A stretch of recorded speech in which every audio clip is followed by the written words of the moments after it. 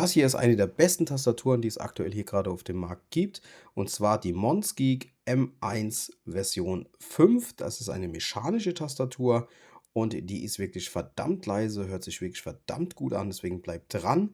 Ich mache für euch noch den Tipptest. Aktuell zeige ich euch hier gerade die ganzen RGB-Effekte. Die sind mega schön meiner Meinung nach. Da ist für jeden was dabei.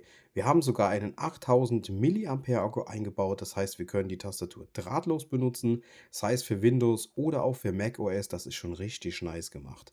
Wie gesagt, die ganzen Effekte hier, die ihr gerade seht, die könnt ihr separat einstellen, wie ihr das wollt.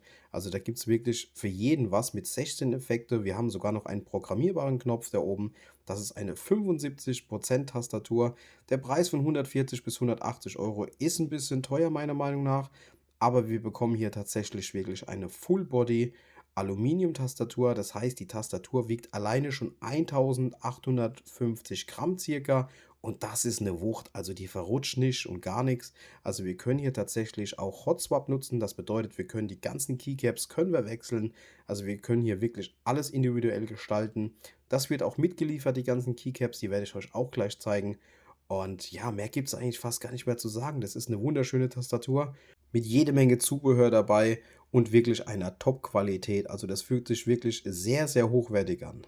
Und jetzt hört euch mal das an von der Tastatur.